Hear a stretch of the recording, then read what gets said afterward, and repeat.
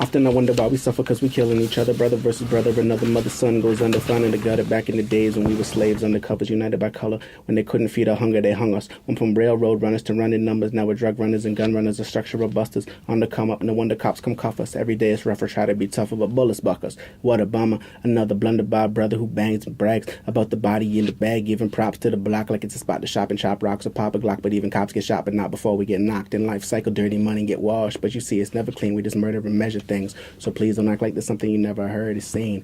It's just another emergency. Sane? DJ Carlos as live on the promo show, the man from Toronto, smashing up every airways you can think of. L.I.R.I.X, how you doing, man? Hey, I'm doing good, man. Yeah.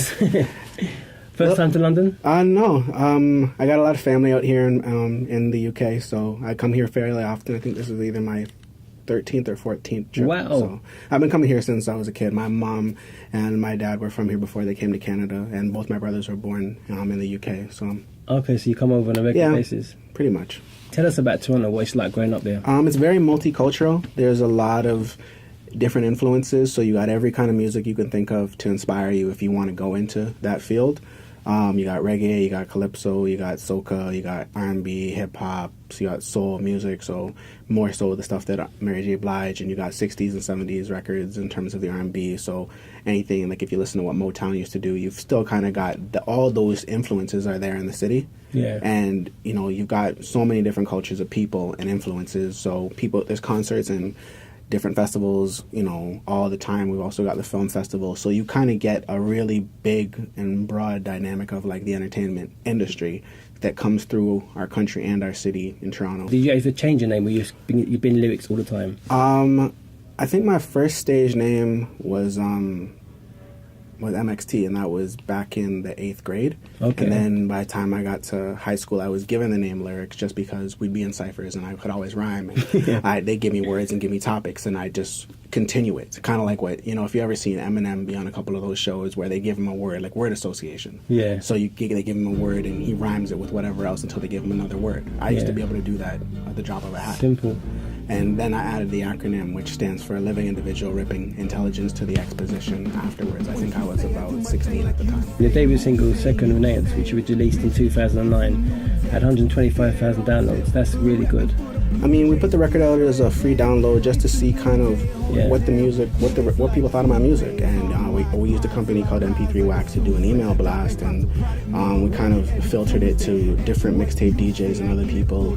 And that was really the first record I put out to see, okay, what's this record going to do? What are my chances, and what are people going to say about the record? And it did a lot better than I thought when we put it out. I mean, I thought it was a good record. People around me thought it was a good record, but a lot of people in the business who I'd spoken to and I'd let hear the music, like they gave me a thumbs up and said, you're on the right track. So that kind of, just allowed me to go forward and kind of take the encouragement as well as the constructive criticism on where I can improve and ways to promote and put your music out in a better avenue. Do you think internet's good for an artist or bad?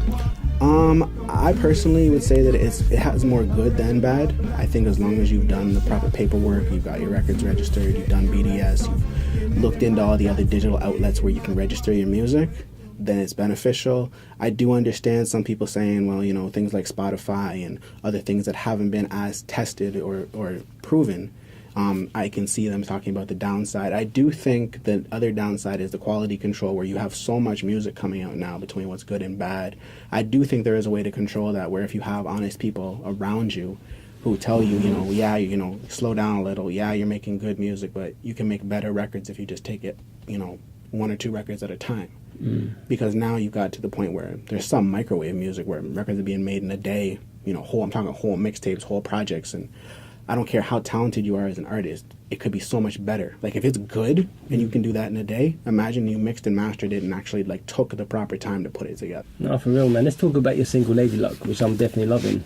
Lady Luck was a record that got inspired by a number of conversations with women, and I kind of created Lady Luck in my head in terms of if I could put together, if I saw a woman who kind of had all of these, features and everything, and I was with this person, they're driven, they're beautiful, they're intelligent, and they're independent, they make their own money, they don't really need your money or anything like that, but you guys, you know, just click.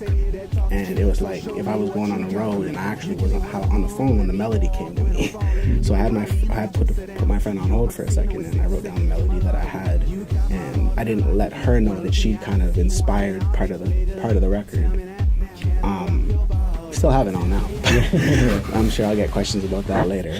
But it was one of those things where I was leaving to go back on the road, and I wanted to write a record, because everybody goes through it, whether you're in this business or not. You know, you travel, and you know, you can't always be with the person you care about. So I was like, if we were together for one last night, like, what would you want to do? And that's kind of the underlying theme of the record. And the next single I'm definitely liking, You're My Everything. You're My Everything is kind of the response to Faithful, in terms of, you know, being in an argument with somebody, and I'm thinking that, you know, there's a line where I talk about, you know, she thinks I'm cheating with a stewardess. So even when I'm getting on the plane, I got somebody nagging me and telling me, you know, and I'm like, I'm getting on the plane, I'm not doing anything else. All right, I said I'm not. And so this record is kind of letting them know it, and it's also kind of based on my relationship with music.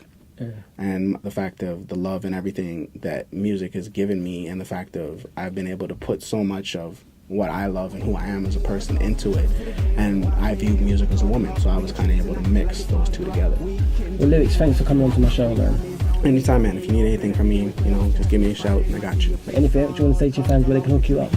Anybody can get at me on Twitter at L.I.R.I.X is nice, L.I.R.I.X IZNICE.